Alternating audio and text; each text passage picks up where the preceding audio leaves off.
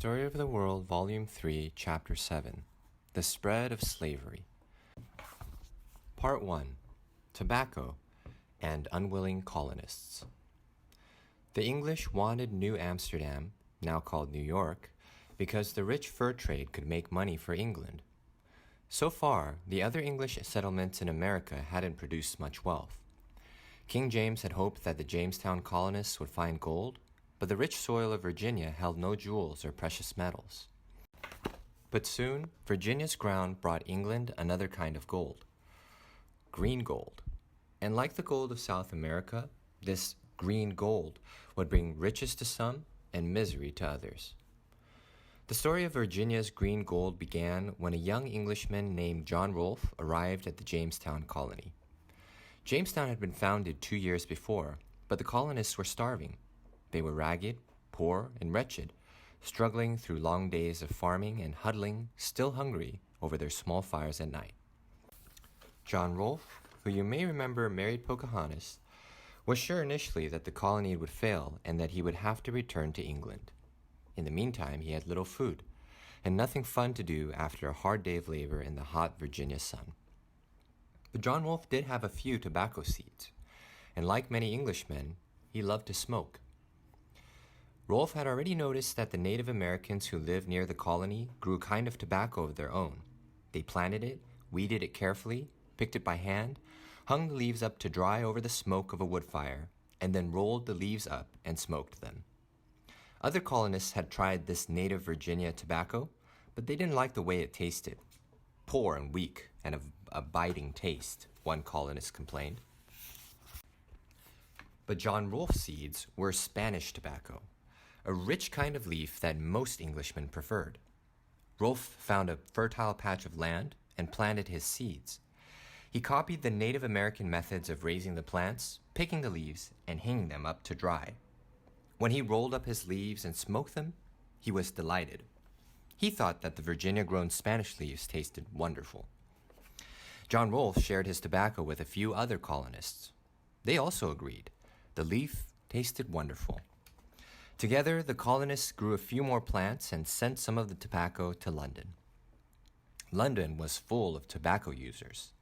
All the most fashionable young men of England smoked. They blew so much smoke out of their mouths and noses that they were called reeking gallants. Often, they had servants who did nothing but follow them around to taverns, balls, and theaters carrying their tobacco equipment. A German visitor to England marveled. Everywhere, the English are constantly smoking. They draw the smoke into their mouths and puff out again through their nostrils like funnels, along with plenty of phlegm from the head. But until now, the English had been forced to buy tobacco from the Spanish, and Spain and England were continually at war. If the English could buy Virginia tobacco instead, they wouldn't have to pay money to their enemies. London smokers purchased all the tobacco that the Jamestown colonists sent, and exclaimed over the new leaf, "No country under the sun may or doth afford more pleasant, sweet, and strong tobacco," one Englishman marveled. Merchants begged for more. The Jamestown colonists realized that although they had no gold, they might have something better. Only 6 years after Rolfe first planted his seeds, the Jamestown colonists were planting tobacco everywhere, even in the streets of their town. By the following year, England was buying more tobacco from Virginia than from Spain. Not everyone was pleased with English smoking habits. King James wrote an essay called Counterblast to Tobacco, in which he announced, "Smoking is a custom loathsome to the eye, hateful to the nose, harmful to the brain, dangerous to the lungs, and in the black, stinking fume thereof, nearest resembling the horrible Stygian smoke of the pit that is bottomless." Englishmen kept right on smoking. By 1630, Virginia was sending over 500,000 pounds of tobacco to England every year. But raising tobacco took an enormous amount of work. The seeds had to be hand-planted, hand-weeded, and hand-pruned. Caterpillars and worms had to be picked off one at a time. When the tobacco plants were ready, the leaves had to be taken off one at a time and hung on pegs to dry for 6 weeks. Then the stems had to be taken off and the leaves packed, one at a time, into barrels. One farm worker alone could take care of only 2 or 3 acres of tobacco. At first, tobacco farmers hired indentured servants, poor Englishmen and women who agreed to work for colonists who paid for their journey to the New World and gave them food and a place to live. After 6 or 7 years, the colonist would give the servant a new suit of clothes and enough money to get started. The servant was now a member of the colony. Many Americans who began as indentured servants later became wealthy, important citizens. But as the tobacco fields grew larger, farmers needed even more help. In 1619, a Dutch trading ship threw down its anchor in the Chesapeake Bay and offered to sell African slaves to the Jamestown colonists.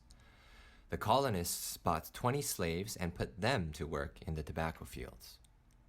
Although these Africans were the first North American slaves, slavery itself was nothing new.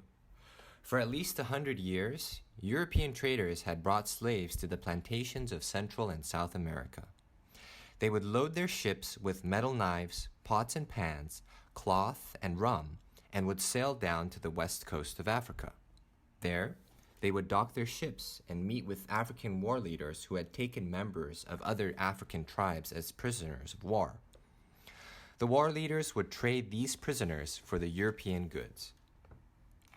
Then the European ships would sail across the Atlantic to the West Indies, the islands of Central America, trade the slaves for sugar, molasses, and cotton, and sail back to Europe. This became known as the triangular trade because the ships followed a triangular pattern. But now slaves came, not just to the Portuguese and Spanish colonies in Central and South America, but to North America as well. At first, Virginia bought only a few hundred slaves per year, but the tobacco fields grew larger and larger. Other colonies south of Virginia began to plant not only tobacco, but also rice and cotton. These fields also needed thousands of laborers to tend them, water them, and harvest them. More and more slaves came to North America, thousands and then tens of thousands per year. 100 years after the first slaves came to Jamestown, almost half of the colonists in Virginia were slaves. The Virginia tobacco plantations prospered, but only because of slavery. And these unwilling colonists could never earn their freedom or return home.